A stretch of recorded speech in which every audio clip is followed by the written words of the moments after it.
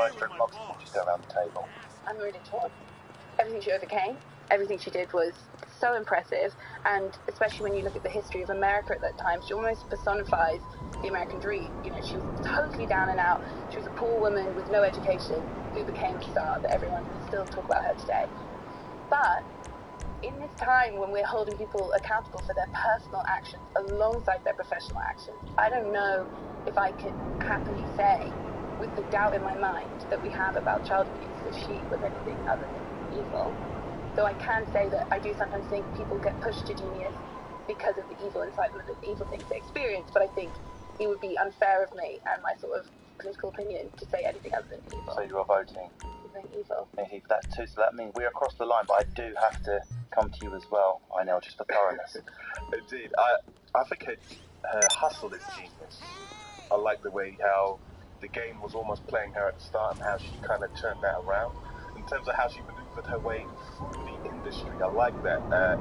But at the same time, when I look at her home life, it's a whole different story. And child abuse is, it doesn't matter who you are, it doesn't matter. Behind closed doors, she's abusing her adopted children. And when it comes to that, it's just purely that. Well, that's it. It's a unanimous vote. All right. Joan Crawford has been voted evil. Thank you very much. Thank you very much to my panel. I'm Neil Tomlinson, Amy Annette, Marcus Bronte. We are going down to the BBC cafeteria now, where they have rat on the menu, so that's what I'll be serving. It's a movie joke. If you haven't watched it, you won't get it. Please leave us a nice review underneath, something like, "It was darn good. I listened to all of it and then I left."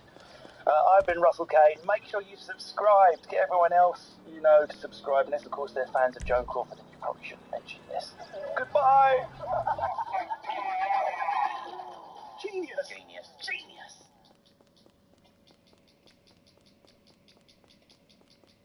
This is the BBC.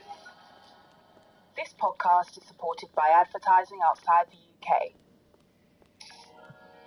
BBC Sounds, music, radio, podcasts. This podcast contains strong language and adult content.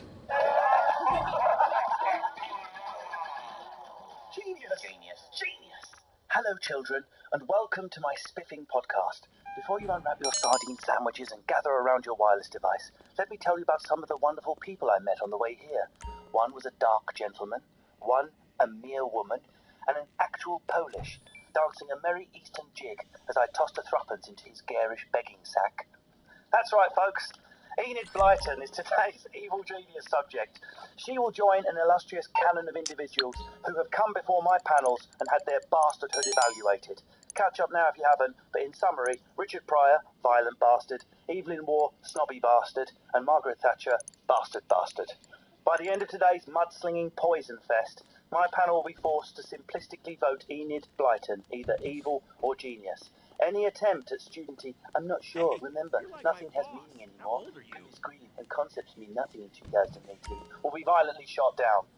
The children's author, the proponent of jolly adventures and lashings of ginger beer, Enid Blyton. Was she more evil or genius? I hear you're playing Good Samaritan. That sounds like an almost Blyton-esque name. Here comes Rachel Fairburn, the ginger girl. Shun her. She's not ginger. She's got a ginger surname. It's Rachel Fairburn, a comedian who's weirdly obsessed with serial killers. Describes herself as a bit of a prick. Yeah. Are you single? Yeah. She's just come back from a stint with her show Wolf at the Door. Danielle Ward, comedian, writer, who once wrote a musical about killers, but they were robotic lesbian nuns. Is that right? Yeah, I've written 2 musicals about killers, actually. I mean, we're spotting between our guests today.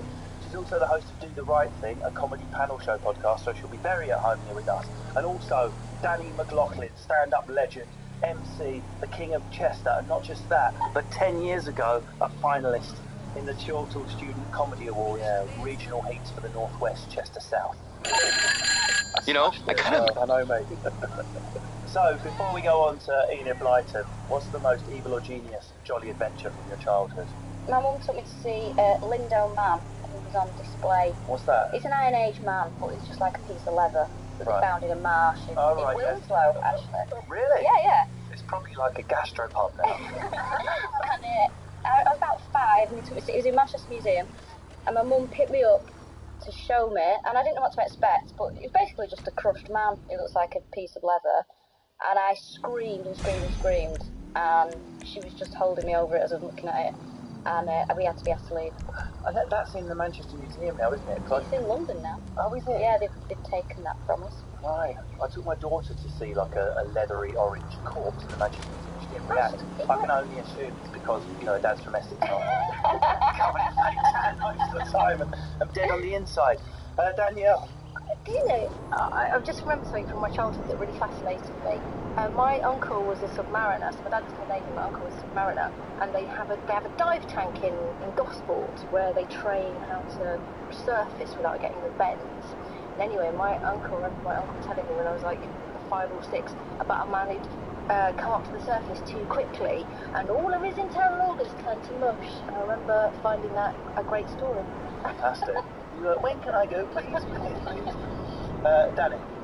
I didn't do a lot as a kid. I was an only child, so I used to just get given 50 pence for the chippy. And then got dropped off outside the school while your mum embarrassed you and nothing like that? Until I didn't go on a plane until I was 20. I was pretty much used to stay in my garden. Did you want a plane till you were 20? No. And then what happened was when I was like 22, my dad bought me a car and said, oh, that's because I never took you on holiday. So I've been alright. I've done alright out of it. I think I'd rather swap. I've heard some terrible stories of childhood holidays. Oh, man. On this show, we have 3 fact bombs which will detonate in the face of our revered genius. You'll open one, and then we will discuss. Rachel Fairburn, if you'd like to open envelope number 1. Okay.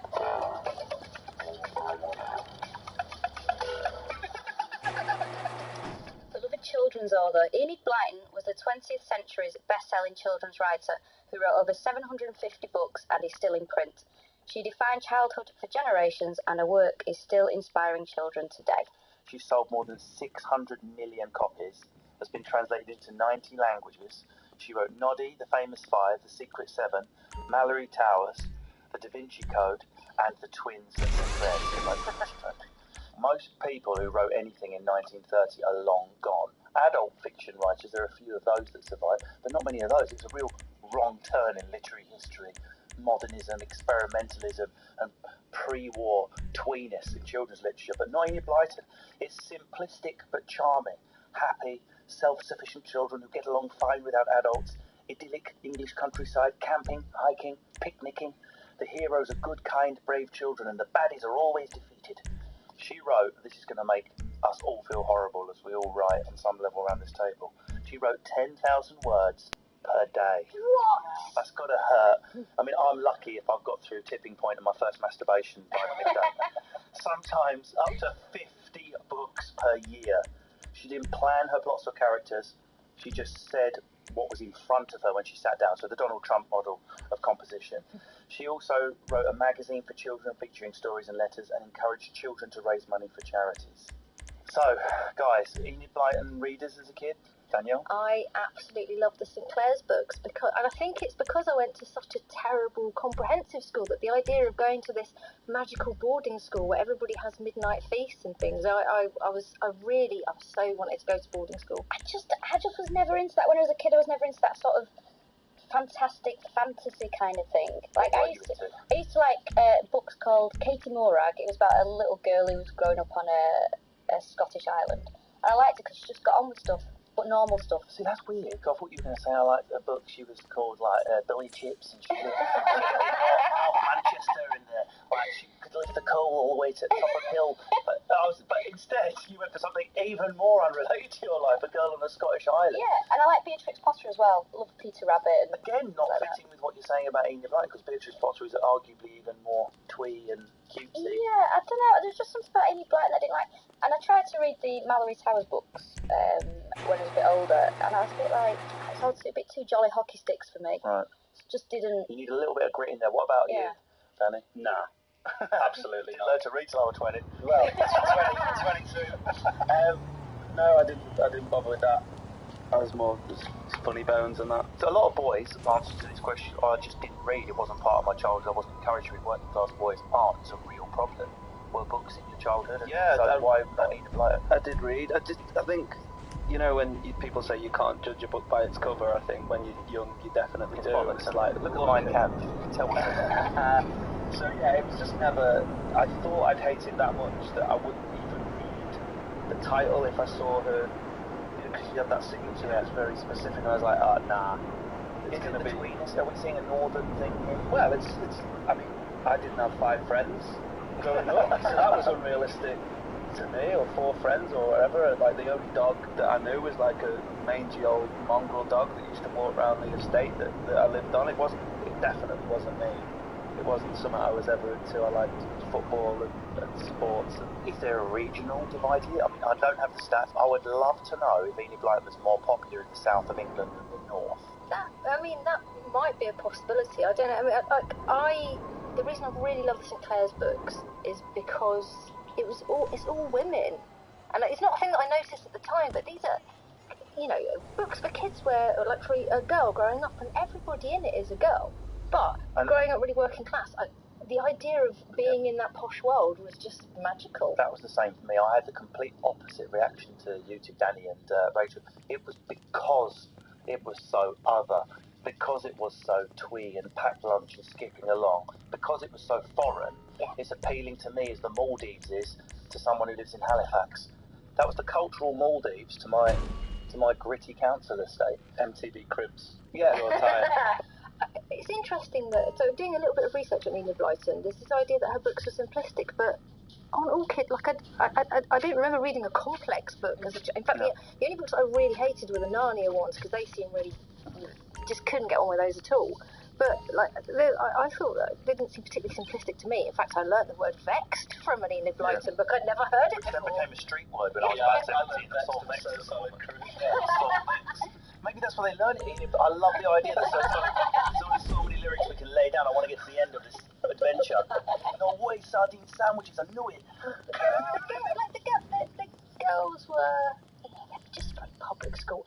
But again, revisiting it, so the American girl was really glamorous, and the Spanish girl was really wild and exotic, and worked in a circus, so, Well, that's a good link. I think we should move on to the second envelope there. It's a good link. So whoever has Enid Blyton fact bomb number 2, I mean, next down to 2,000 words. Not a Dodgy politics. Blyton's books have been criticised as being elitist, sexist, racist, and xenophobic. She had a character called the Little Black Doll, a sad doll with an ugly black face. It's run out of the home by the other toys who hate him. He gets caught in a rainstorm which washes the black face off, turns pink, and is welcomed back. It's the type of thing that if Danielle and I wrote it for Radio 4, we'd be high-fiving at the brilliance of the satire, except it's real. The Noddy books, originally all the children were white and blonde, which none of us are around this table, so we weren't represented, and the bad toys are often black gollywogs. In the Island of Adventure, Jojo, a black servant, is clever but cruel. And you were saying about this Spanish character. Yeah, there's a Spanish character who is wild and exotic and lived in a circus. I mean, there's only so far you can take product of the time before we go, come on. People say you've got to remember it's the 1930s. Well, hang on a second. George Orwell was dead by 1948. I couldn't imagine him writing something like that in 1930. Enid Blyton was an incredibly intelligent woman. She knew what she was doing, Rachel. She knew she was being redundant. Yeah, I think she probably did. I think obviously she held these dubious views. I don't think she probably came into contact with enough variety of people to have any other kind of opinion. So that was part of the problem. Also, as well, I know they've sort of changed a lot of her books to not have these kind of things in. Like, I know they changed some of the Noddy stories and changed some names of characters and stuff like that. Dick and Fanny have become Rick and Fanny. The latest famous 5. Which I think it's interesting, because I think children that are reading these stories, I think they should still be able to read the older versions of it, because I think we should be able to have a discussion about how things have changed and how that isn't acceptable now. Danny, what do you think? Do you think that's an argument that she just didn't have enough contact with the people of colour? I mean, she's put this stuff into children's heads for years and years and years. It's part of the problem why we're so far behind the line with race relations, with inculcating horrible stereotypes like that. Yeah, possibly. I mean, there was someone else that thought all the children should be blonde and blue-eyed as well. Like, that's the thing.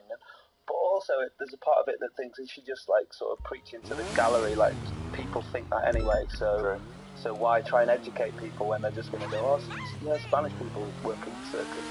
let me give you a taste of her sexism. Again, I'm not laughing because I think sexism is funny. It's just so bad that it's no longer offensive. In the famous 5, Dick, or Rick as he's now called in some editions, lectures George, who's a girl, "Don't be an ass, George. I know you make out though you're as good as a boy, and you dress like a boy, climb up trees as well as I can, but it's really time you gave up thinking you're as good as a boy." In another one, they got locked in a cave, and that was really great because all the girl characters got to do all the housework, which they really enjoyed, like tidying up the cave. Seriously, Anne was put in charge of cooking, doing the washing up, cleaning, and making everyone's beds. I absolutely believe that Enid Blyton is a weapons-grade racist. She is proper, dyed-in-the-wool racist, in the same way H.P. Lovecraft is. That isn't product of the times, that isn't anything other than she dislikes these people. Whereas the sexism, I wonder if there might be a sense of either internalised misogyny where, well, I'm only allowed to do this so the girls in the books can, or whether it's, like, I don't think she was smart enough to be satirical, but I do think the sexism and the racism come from different places in her books. I really do, because that sort of sexism, that's just what you hear that to death. You absolutely, there's people that would still say that, so that doesn't, I don't think that's as big a deal as the racism. To move on to classism, Rachel, these really are hard to read with a straight face. Right, this is from the famous 5 Fall Into Adventure, but I might actually have to get someone to read it. So there are 2 poor looking people on the beach, and she says, "What a pair," said Dick to Julian. "I hope they don't come near us. I feel as if I can smell them from here." I mean, if you repackaged that and it was like the Ladybird Guide to Enid Blyton, you could drop that in as a comedy line with no modification. Like, Rachel, we all grew up working class around this table, right? Yep. Can she really have believed that working class people are like smelly, offensive lowlifes that not to be taken as human? I think she genuinely did. Like, I fully believe that she hated working class people. I fully believe, like you said, that she was racist. But I do think it's because of a lack of interaction with people. The thing is, I used to clean a posh school, like part-time job, and I'm sure I've heard people saying that anyway, the way that they used to talk about the cleaners and stuff like that, or like, oh, you should make sure you check his bag and stuff like that. And I think that still goes on today. I think there's definitely still class prejudice. I mean, I'm working class, I've got a northern accent, people make assumptions about me all the time, like if you've got a northern accent, people assume that you're thick, sort of, you know. Like Oasis. Yeah, alright, well that's the only thing. Although I am a northern cliche in that respect. But no, I know what you're saying. I do think people make these assumptions about you all the time, and I think there are times when I've come into contact with people within sort of the entertainment industry where I've sort of felt maybe out of my depth, only in a sense of that I've gone to the same school or you've not had the same background, and I think sometimes people can sort of, at least Enid Blyton was honest about it. Yeah, but the reason this is in the evil genius debate is this is going into children's heads, early doors. They are selling millions a year still. But they've altered them, right? It's the altered version. They've taken out explicitly racist language, and Dick and Fanny have become Rick and Franny. Yeah. But you still there. The ideas there. It seems odd. I'm all for censorship, by the way. I think the idea that editing would make them okay if they were properly edited. Yeah, if they're properly edited. So I'm a writer, and I wrote a play recently that's been sent to Finland, of all places. They want to put it on. And at the start, in the notes at the start, I've written all cultural references may be changed to be relevant. Because someone in Finland isn't going to know what Saturday Kitchen is, so it might as well be changed. And I think if you're a writer and the story and the characters... You're a writer and the story and the characters are there, then things should be updated and made palatable. Yeah, I absolutely do not believe that racist material should be put in front of kids. There's just devil's advocate. Can you not say, look at this and this is nonsense and this is why it's nonsense? But not you have to be there. So if this is in a library and you've got a 13-year-old you're right. The original version should be available. Yeah. I just don't think they should be available in the kids section of Waterstones. Like radio edits on rap songs and stuff. Like you can get the explicit version. But if you want. Okay, I think we have to move on to envelope number 3, children.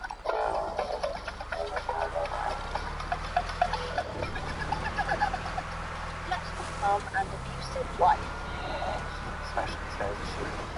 Despite the public image of Enid and her happy little family, she was horrible to her first husband and neglectful of her children. So she was mean to her first husband, Major Hugh Pollock. The marriage was not happy. Both sides cheated. Pollock was also depressed and an alcoholic. He'd probably diagnosed him as PTSD now from World War I would imagine. There was a scandalous divorce, which back then would have ruined Enid's career in the happy family persona, so she wanted to put out the PR story that it was all Hugh's fault, which he agreed to go along with, provided he could have access to his daughters. Second that degree absolute was signed, no access to his daughters. She lied to the daughters, she pretended he was working away. She went to the publisher where she'd met him, he was one of the person that discovered her, and said, "You sack him now, otherwise I leave the publishing agency." She took his job away, she took his kids away, and she ruined him, and they actually never saw him again. She was neglectful to her daughters, Gillian and Imogen. Now, I must put this on record.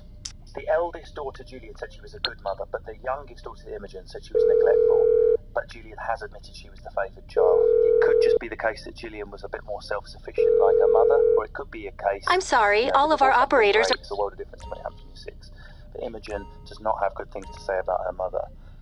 Enid wrote extensively about her happy little family and about reading her two daughters' early drafts of her stories, whereas in reality the girls often wheeled out for publicity, photos and films.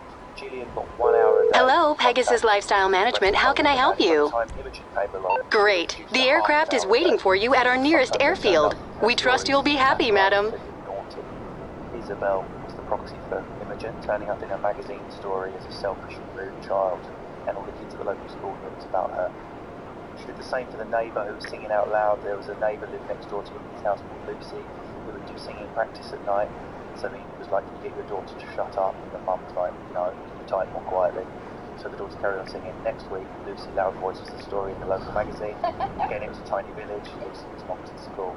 So this is another argument that her race stuff might not be as innocent as we thought. She's clearly capable of going, "I don't like X, therefore I write about X in my prose."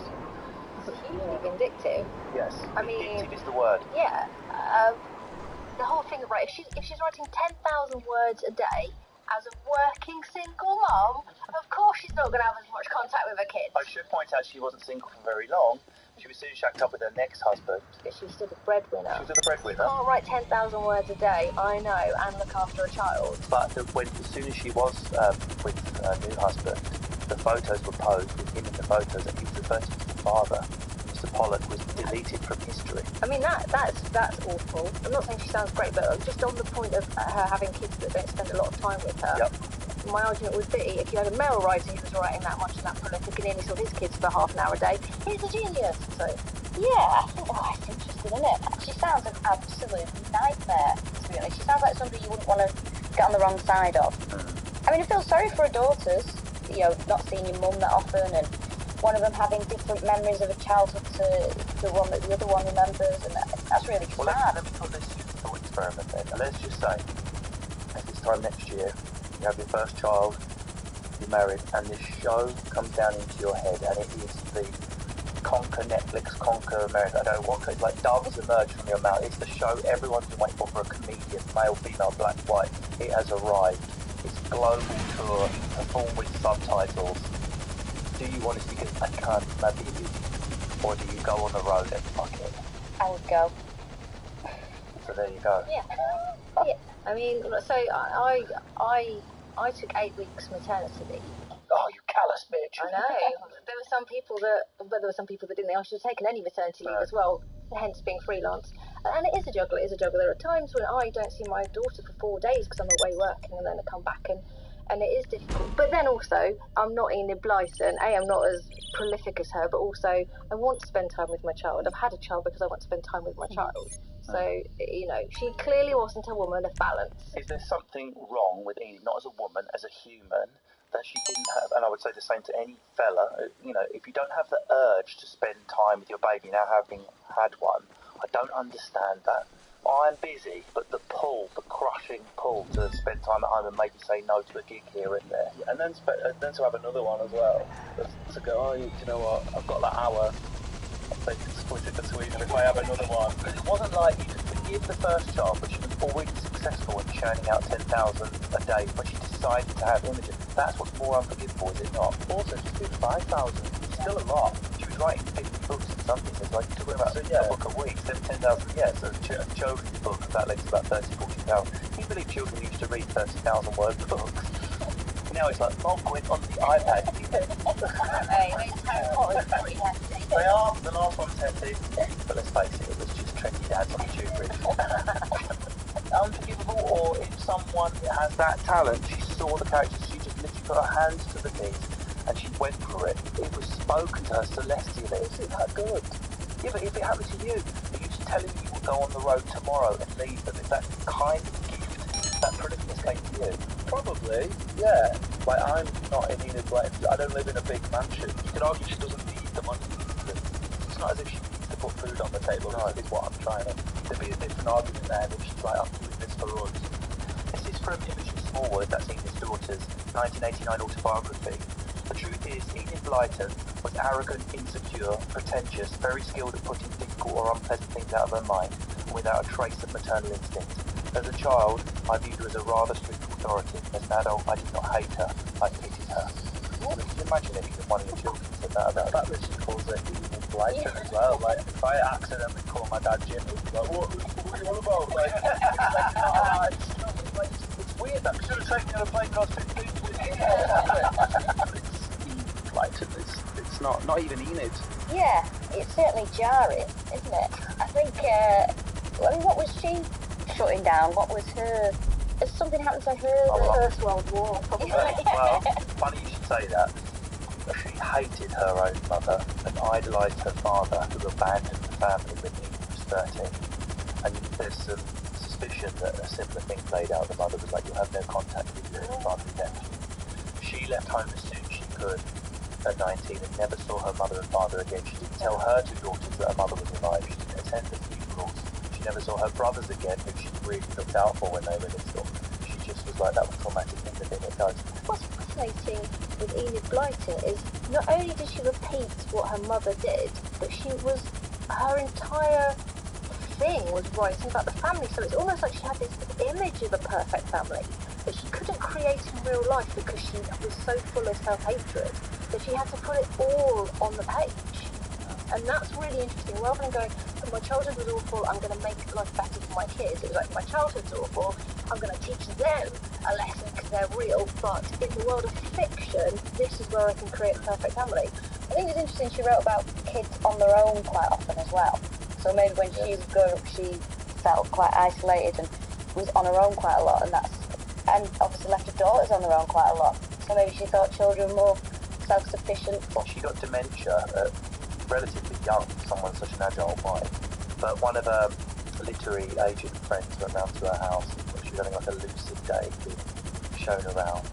They went through to the library and it was just covered in thousands of all the editions of all her works in all these different languages. What she do is Russian.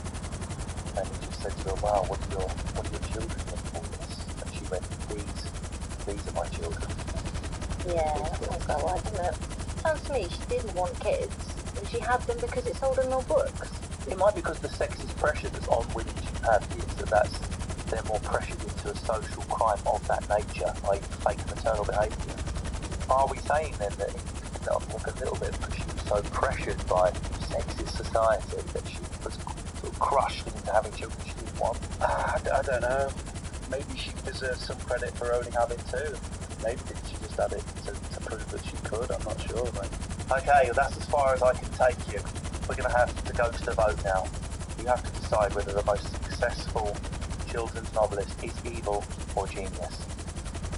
Danielle or David. I notice you have got dusty dark hair, which means you will be conniving and clever in introductions. Well, of course. As much as I am fond of the St. Clair's books, I think Enid Blyton is evil. Like, she's basically feeding racism to children. Yeah. And I think that's an evil act. That'll do it. Over to Rachel Fairburn then, for your vote, evil or genius? Now, I'm going to say, despite all her dubious views, which can be edited and amended, despite... True, very true.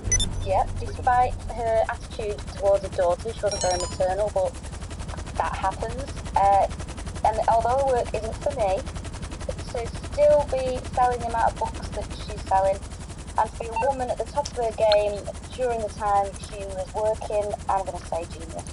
Thank you, Rachel. Time for your vote, Danny. That means you do have the deciding vote. It's not going to be a unanimous panel today. Straight up evil. Oh, Danny, thanks for the suspense. I'm not buying. Drum rolling afterwards.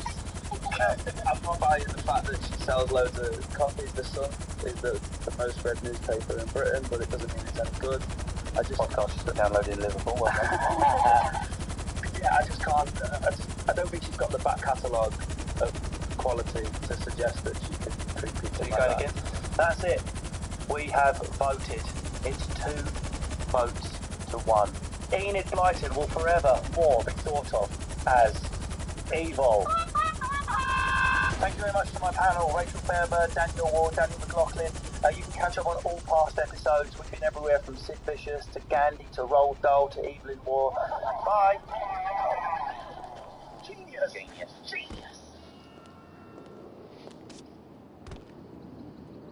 This is the BBC. This podcast is supported by advertising outside the UK. BBC Sound. Music, radio, podcasts. This podcast contains strong language and adult content. Genius. Looking good, boss. Zippity-doo-dah, zippity-dee. Potential racist, Uncle Walt Disney. Yes, this is BBC's Evil Genius, hosted by me, Russell Kane, the third Russell of comedy after Howard and Brad, who had a bell-end haircut for 3 years, evil, while I worked through a messy breakup. Genius. In Evil Genius, we take legendary stars from the firmament and sling mud until they have a reputation black hole event.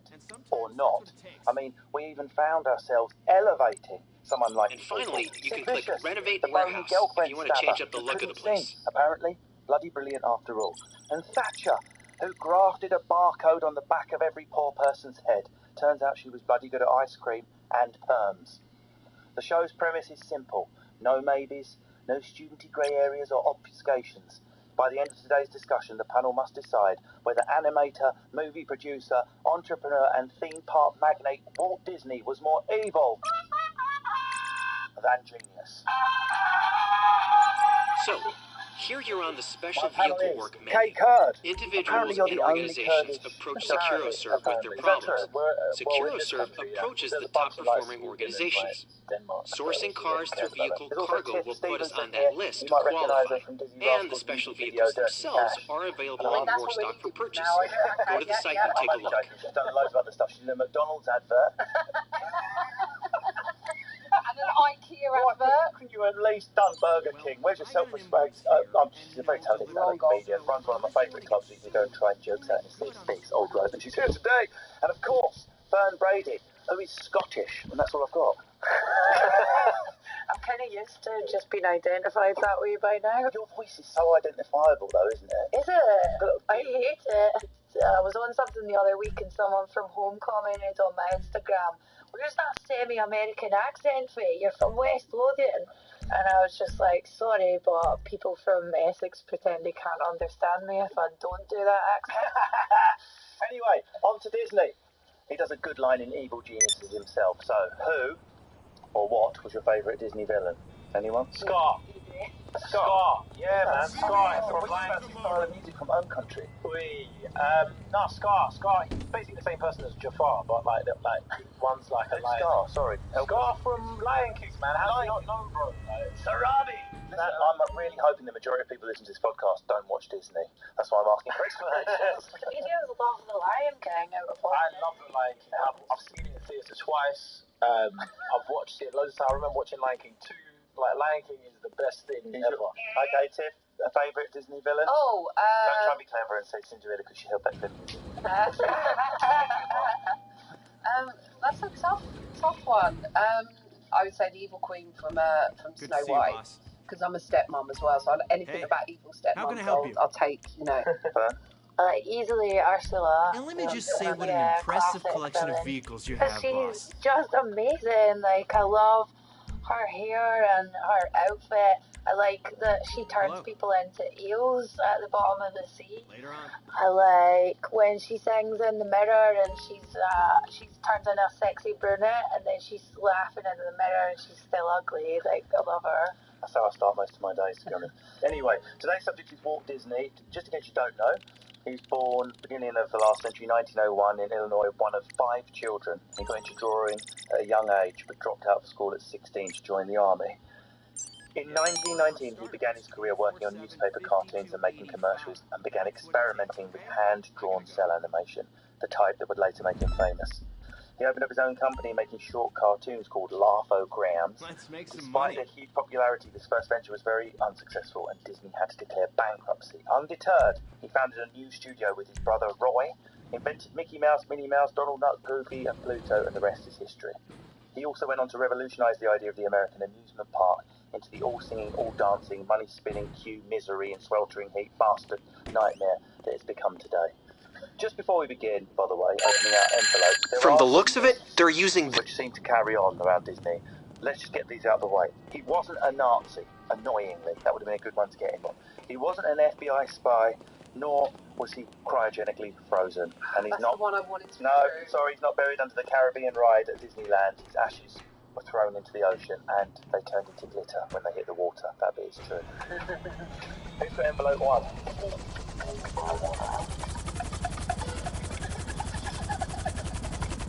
Invented an art form. Right.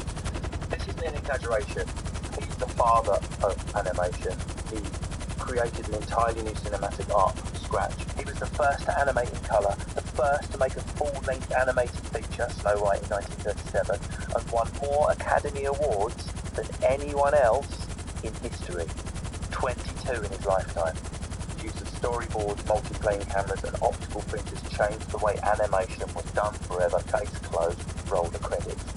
Discuss. Yeah, I really wanted to go to Disneyland, and my parents never took me, and I still to this day haven't been there. I'm waiting to have a kid, but I'll probably have a kid just to go to Disneyland. My dad, we went to Florida, saved up for years, never been to America, and we stayed 2 hours away from Disney. No way, going there, rip off, full of shit, people queuing. So I went age 12 to a white sandy beach holiday and just sat in the shade, bored to it, and we came home again. I'm sure that being helped you become a comedian. I find this out and took an old road coming up to. We got robbed at Disneyland Paris. Yeah, a Frenchman said to my dad, "Oh, I'll help you get the train tickets to Disneyland." A Scottish man helped me once, so I want to help you. And then just got my dad to like take out like 300 quid, and then tickets were like £1. And then we got to Disneyland and my mum was crying, and I remember Mickey Mouse just dancing around. He was devastated. He drew on the ancient Franco-Scottish alliance from history as well. I know, that's We did this together. I just remember Dad went on all the rides with us and he wasn't screaming, he was just staring silently. Going white with worries on the ride. You're not I had the opposite experience when I was in Disney World. I lost my purse and someone handed it in and it had like $300. Oh, I was like 96, was a lot of money at the time. And someone handed it back in. So So I was like, you're Disney lover then, if you think. yeah, I do like Disney. It's emotionally manipulative as fuck. But then so am I. So who am I to My Toy Story as well, that's a good. The first time you watch Toy Story, like, you look at your own toys and go, like, maybe. You know what I mean? Like, and the magic, that poor childhood kind of... I went to the cinema to watch Coco with my daughter, who said it's probably way too young to appreciate it, and I cried like a kid. I cried my first English out of my face and left disgraced at the predictable fairy tale ending. Just like it's a wet t-shirt. I think I cried on Toy Story 3 or something. Oh, that's Disney, isn't it? I can't even watch that. Yeah, it's so heartbreaking. There are eyes filling up that tape. I think it's a larger problem here. The crass, middle brow, synthetic, sterilised. Don't talk about yourself like that. Yes, that's the thing. Sterilised, if only. Sterilised and cloyingly cute. Is it not a problem that we're serving this to children? What's happened to Grimm, real fairy tales, the Grimm's tales? Has anyone read the original Cinderella? No, I want to tell you about the little, that's no little man. Stuff. Their eyes are pecked out, their hands are cut off. And then the real fairy tale is amazing. I still scared. Love it. No, but you know what I mean? Why are 8-year-old girls given the sanitised, cleaned up story? Why not give us a harsher, more exciting fairy tale? There's kind of a more loving beginning with more that's fairy tales and stuff like that. There was an underlying sort of message, and the underlying one didn't take on something like Snow White was that vanity is a problem. Yeah. You know, this mirror, mirror on the wall. He's we only haven't kind of like learned from that, so maybe a more graphic version of it would be. Oh my god! Someone's been hit! It's perfect. But it's like when I was growing up, we watched Green Shore, and it was like storylines about arson, drug abuse, and all that sort of stuff, and then we ended up doing the riots. So like, it influences you, like, for whatever. It was intended. So you're saying that if they were about those things, there could be a literal response. So if Mickey, you become desensitized to it. So if Mickey Mouse is kicking in the window of Dixon's taking a gamble. Yeah, you'd be like, whoa. I would have liked to see the Hans Christian Andersen version of The Little Mermaid, because what that was actually about was Hans Christian Andersen was secretly gay, which is a favourite topic of mine.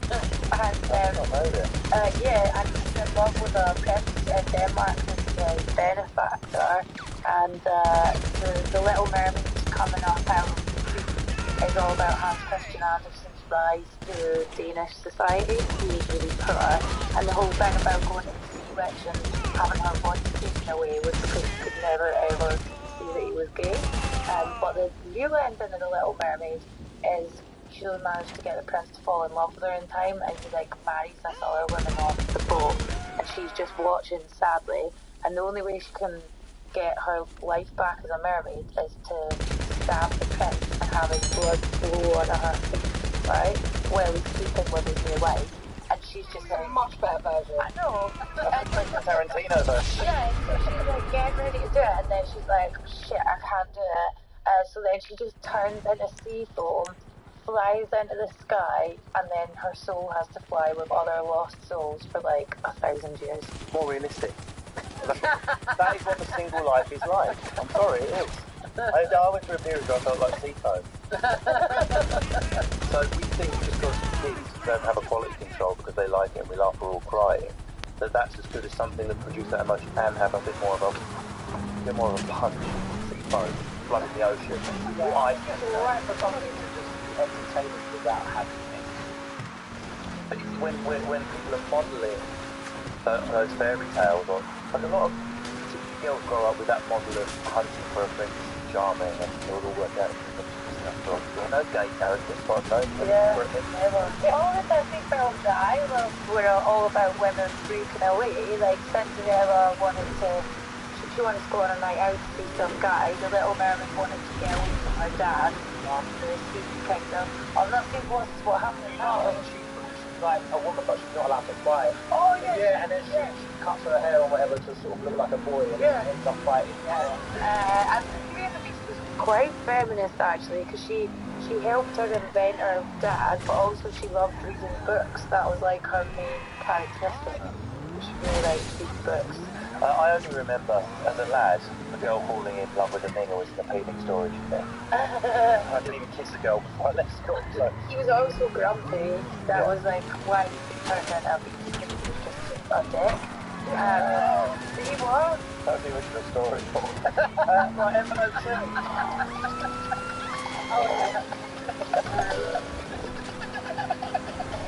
Racist and anti-Semite. Racist. So, racist and anti-Semite. Yes, early Disney movies, before he realised he needed to cover his tracks, were littered of dodgy animated references to nasty racial stereotypes. In 1933, The Three Little Pigs, the Big Bad Wolf disguises himself as a Jewish peddler, gigantic hook nose. It was later reanimated when he realised, not cool, bruv. Dumbo got his rowdy gang of sass-talking black crows, and Fantasia has a black centaur slave girl polishing the hooves of the white centaurs. Whoa! And the best one of all, if you can find it, a full movie that was released, 1946's Song of the South, the Zippity Doo Dah referencing in the intro.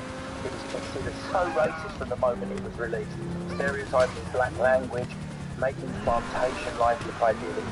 It netted the studio a profit of nearly $3 million in today's money. After this, obviously, Disney has never released it on home video. It's really hard to find a copy of it.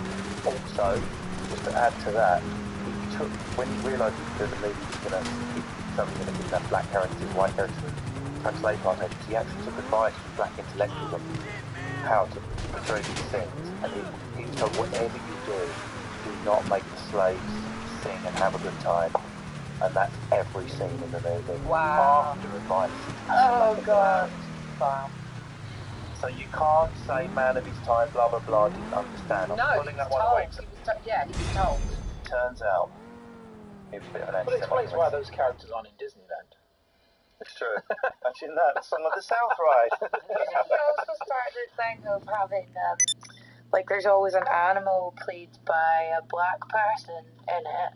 Yeah, that's carried on. Look at Shrek. You got Donkey, yeah. played by Eddie Murphy, isn't it? Yeah, wisecracking black animal. Do you think Disney's responsible? He put this into cartoons, into the developing minds of the 20th century. I know. I think it's awful, especially if he, like you say, specifically went out and went, "How do I do this?" I'm always baffled by that when people go out to do the field research. So why would you go out and do that field research to then turn around and put out the one thing that everyone said, please don't do this, don't make them happy in their enslavement, in their slavery, and they just went and did that. Specifically singing and having happy songs. So at the premiere, loads of film stars were there, all the A-listers of the day. Clark Gable, the star of the movie, was not able to attend the premiere because it premiered in Georgia, where segregation was still the law. James Baskett, who played Uncle Remus... Hello, Pegasus Lifestyle Management. How can I help you? It's really weird that they do that. Great. The aircraft is waiting for you at our nearest airfield. We trust you'll be happy, madam. Nice work. The car... Oh yeah, that's probably why. And some more personal stuff. Definitely not a Nazi, we know that. In fact, a lot of his... Well, it's made for Jewish. And a lot of his animators were, but... Can't get out of this one. In 1938, a month after Kristallnacht, which is when they really ramped things up. Oh yeah, Night of the Long Knives. Disney personally welcomed Nazi director Leni Riefenstahl to his studios for a tour. He was also heavily associated with the Anti-Communist Motion Picture Alliance, a lot of whose members were anti-Semitic. He once, at a meeting, referred to Snow White dwarves as, and I don't want to use this word in any context, an N-word pile. And another time, he used the term pickaninny. We're almost in Boris Johnson territory here. Disney's biographer Neil Gabler wrote that of the Jews who worked with him, it was hard to find any who thought Walt was an anti-Semite. However, even if he wasn't personally anti-Semitic, Disney willingly, even enthusiastically, embraced anti-Semites and cast his fate with them. Hello, Jeremy Corbyn. Yes. Sorry, but that's exactly what they're saying about Corbyn at the moment. Like, he's not anti-Semitic, he just knows a lot of people who, Yeah, and that is one of the definitions of evil that gets bandied around a lot when we're doing the show, is the true definition of evil is just enough good people have to stop doing stuff and evil flourishes. Sometimes that's the worst type of evil, is when good people look the other way. So he wasn't an anti-Semite, but he sort of looked the other way and embraced people who were anti-Semites if they needed their talent. Right, well, let's move on to envelope 3. I tried to get you on that debate, but the end result was flat. Okay, workers' rights. So, again, very similar to Corbyn. Yeah. Well, this one is lesser known unless you're a bit of a Disney nerd or scholar. But I'm afraid he didn't pay his animators that well. Not at the early stage when it was all mates in a smoky room, Steamboat Willie, but then when he went into this utopian Steve Jobs Apple-type complex, and that's when things changed. Top animators earned around $300 a week. They got a company gym, they got their own room, they got the rug, curtains, soft furnishings, little chair they could chill on. But it wasn't the same for the cell painters, a lot of whom were women, she pointed out, who would earn just $12. There was a massive, massive gap, larger than most companies. On the production of Snow White, animators worked long hours of overtime on the back of Disney's promise of pay rises and bonuses after the film's release, which some argue... Sounds like being an open mic comic, just drive over to like Portsmouth for 20 minutes. So you can guess what's happening. The film was a huge commercial success. His biggest, but instead of raises and bonuses, staff were just sacked. In the 1930s, the animators of Hollywood began to form a union called the Screen Cartoonists Guild. By the 40s, they'd been formally acknowledged. All the major animation studios acknowledged him except one. Can you guess which one? Uncle Disney. He refused to talk. Let's get to He work. insisted his people were represented by a sham union. He started having a go at his lead animator, Art Babbitt, who he'd loved up until that moment. As he walked through the strike with Art Babbitt speaking on a megaphone, he actually ripped the megaphone from Art Babbitt and tried to punch him in the face. And the physical fight was only averted at the last minute. He then took one final swipe. In Dumbo, a number of the strikers are cruelly caricatured in two scenes as ridiculous clowns who plot to hit the big boss for a raise. He did not want working people to gather together and get their wages or conditions improved. Did he actually do anything himself? Like, did he do any of the animations? Did he come up with his a story? He's like, hey guys, I'm not going to pay you anymore. Fuck you. No, he actually did make his voice. But that was his only contribution apart from putting up the money. Well, he's creating form. He's invented. He's the father of. He's a genius of animation. What I'm trying to assess is, does that genius outweighed by his weird Jewish Three Little Pigs cartoon and his hatred of working class people earning more than $12 a week? Well, it's like Hitler invented the Autobahn, but he's still a horrible human being. Do you know what I mean? So yeah, he's evil. Yeah, but Hitler's watercolours were shit. Yeah, I was going to say, if the paintings had been good, then we could have had a discussion. They're comparable. Well, with the Hitler argument, but he actually killed people. It's so slam dunk, you know. The evil's way up here, but with Walt, the genius is so towering. That's the genius of it. Yeah, but I'm thinking about most of the Lion King. I mean, it's my Lion King. I keep going back to Lion King, but most of the stories they were after he was dead. But Art was after his death. After this, we're in the black or in the red. Get the car to the buyer clean and balance those books. Let's see some profit out there. Less about legacy and going, what did you actually do in that time? What he actually did in that time in that film is pretty damaging. But do you not think he was just trying to protect his own business? Would any of us do the same?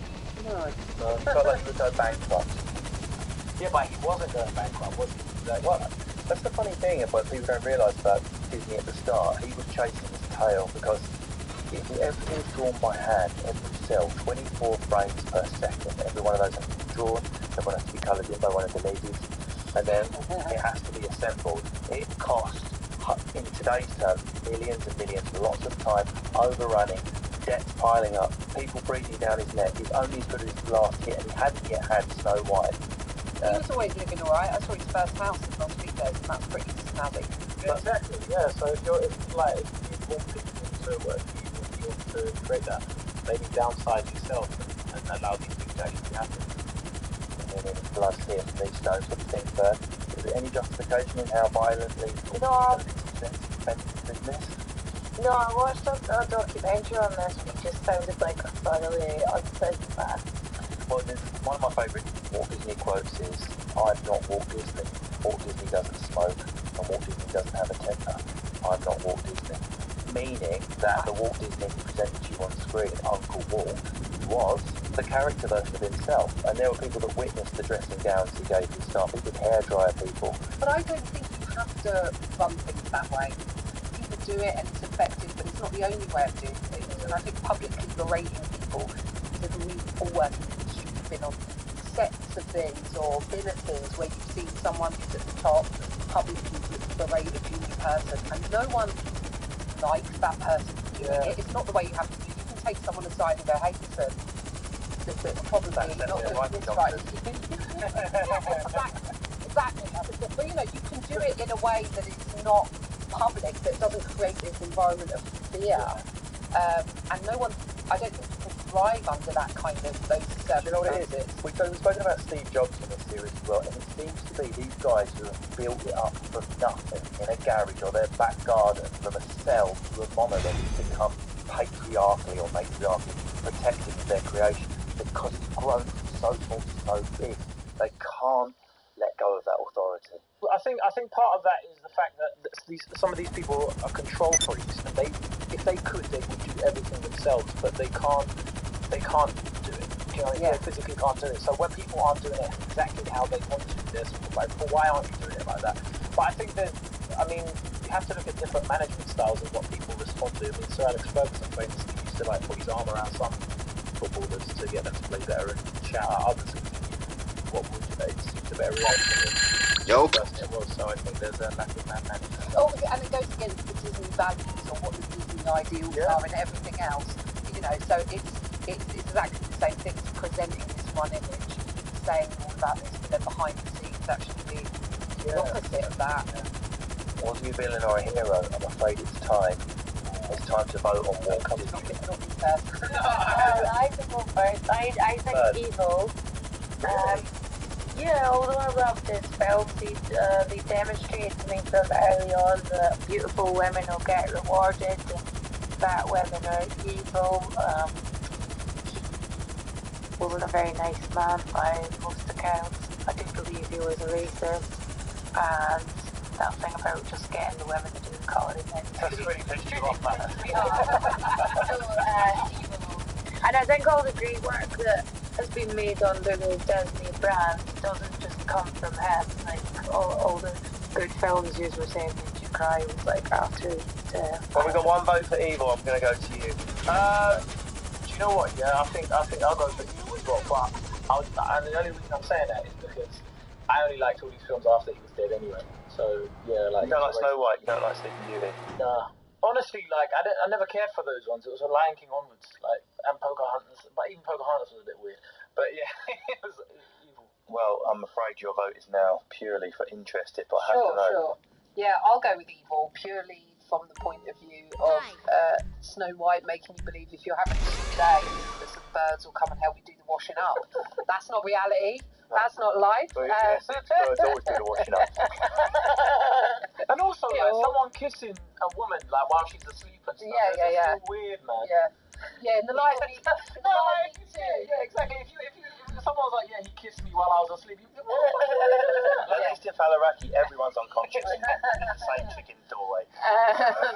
Tiffany, Kay, Fern, thank you very much. It's a unanimous vote. Triple evil. I can't believe it. You've just shat on my childhood.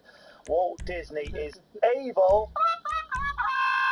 Thank you very much for taking part in today's difficult programme. Do pick up other episodes of Evil Genius. There's a whole other series to discover. Get subscribed. I've been Russell Kane. Thank you very much for listening, and goodbye!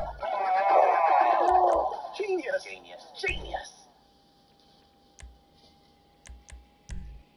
This is the BBC. This podcast is supported by advertising outside the UK. BBC Sounds. Music, radio, podcasts. This podcast contains strong language and adult content.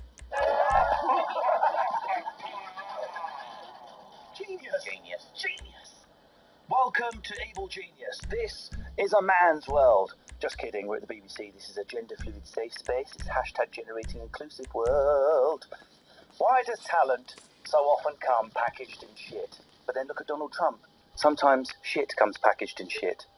On this show, we've ruined Gandhi, besmirched Roald Dahl, revealed Murray Stokes to be a Nazi human breeder. So many icons who have turned out to be awful. And every week, a panel must vote, one way or the other. Ambiguity needs to get a new bag. My panel will have to vote like a vote machine on James Brown, the Funk Master General. Hair with more volume than a pensioner's telly. As pensioner's telly, I said, love. But was James Brown more evil or genius?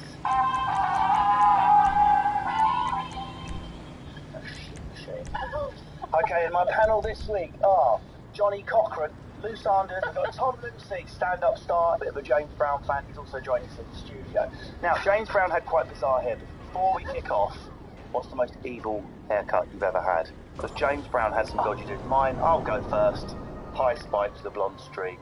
You know, You had that for ages. deal with it. If your relationship is broken up, you don't need to put a bleach stripe in your hair. Don't just signal to other females I'm desperate. That will come across in your personality.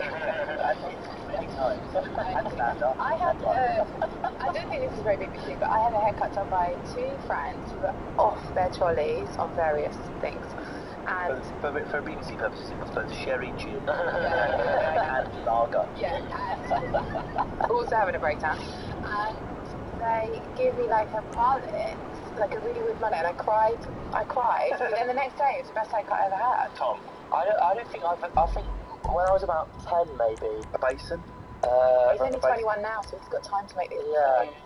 I think it's peak haircut territory, isn't it? Yeah, but I remember at school someone cutting my hair in the toilet at school when I was about 10. Against your will? Against my will, yeah. It was sort of like bullying, yeah. And then my mum got really angry about it. I just remember this bloke cutting my hair with scissors from the side. That's pure evil haircut. I'm going to take that. Yeah. Johnny? I, basically, around the time when Cisco came out and blew up bleached hair for black people in this country and others, I thought, yes, it's time to get some peroxide on this bad boy.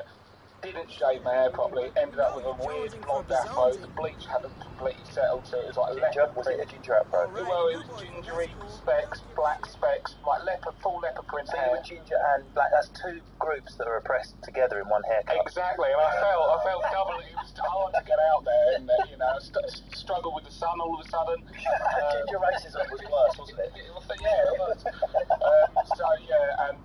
There's one picture that still survives of me like it. Oh man, you've got to post that when this goes out. Yeah, I might. Well, I might. Right, okay, on to today's subject. James Brown. He was born on, he discovered his work because he stubbed his toe one day and someone went, you should put that down on an album. You should record that. No. Who left that leg over there? Right, he was born on the 3rd of May in 1933 in Bartow, South Carolina. Lucky guy. Brought up by his violent father, who'd driven his mother away, and his father's Aunt Minnie.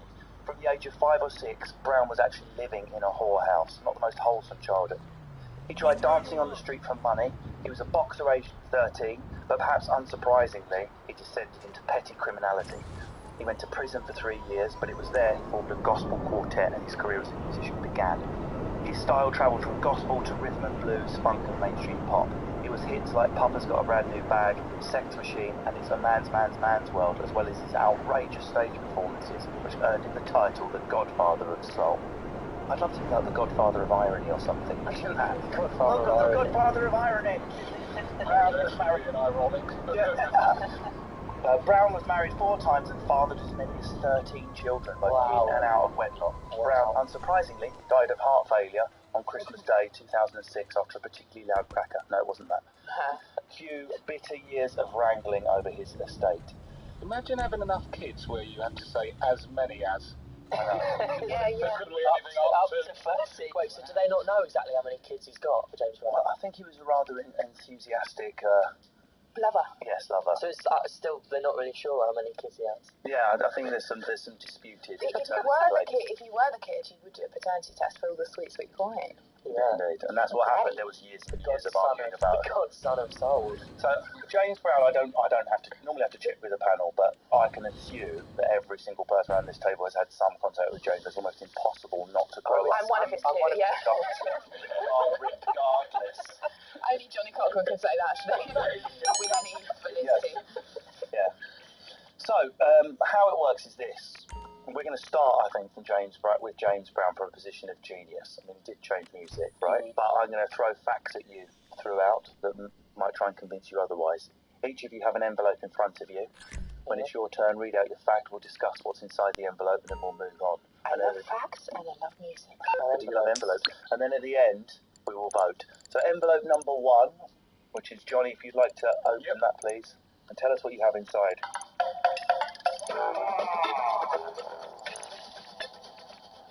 Influential. He is the most sampled artist of all time, and his hit Funky Drummer appears on 1,302 other records. He's part of the foundations of most genres that people probably around this table That's enjoy. the same with me in comedy, really. Yeah. Hey. But he's like, hip hop, like, completely came from James Brown, didn't it? The whole. But so techno music, funky house. I think like the whole. Yeah, even rock, like infused and stuff like James Brown. It's the genesis. Wow. Yeah. It's where it all started. Because people always say that Elvis was the first rock star, but was it Elvis was before James Brown, right? Or were they? No. James Brown before Elvis. Kind of similar times, isn't it? But because I remember Michael Jackson when he was a kid was blowing up when James Brown was peak. Like, well, Elvis started blowing up late 50s, and I think James Brown was going to about 3 or 4 years before. Yeah, so he was was James Brown before? Yes, James Brown was early 50s. Wow. He went into prison when he was still in his teens, and that's when he formed this gospel quartet and started experimenting and started He stole a suit, didn't he? That's why I went to prison. Do you know, I checked just a fact on James Brown, because I heard he did that quartet in prison. And I'm going to quote the line that it says, right? It goes, James Brown formed a gospel quartet with cellmates, including John Terry. Now, I mean, there's a good chance that there is another human being called John Terry on this planet, but I do like the idea that John Terry is like some Highlander who's been going through generations. What I most love about that is that my producers had just whispered in my ear, John Terry's a footballer, Russell. Like so many people listening to this, his influence definitely wasn't just musical. James Brown actually said this: I clearly remember we were calling ourselves coloured, and after Say It Loud on Black I'm Proud, the track, we were calling ourselves black. The song showed even people to that day that lyrics and music and a song can change society. So James Brown, and some people agree, is credited with starting the use of the word black. Oh, really? Yeah, deeply in the Black Power. Before that, the word was reclaimed the right terminology, or what they would say, what they said, coloured, which is like, you know, feels offensive. It obviously felt offensive to James Brown. Oh, I just did some asking around, and this guy is a sustainability manager and an environmental consultant. Coloured is through the eyes and the prism of a white society that views black people.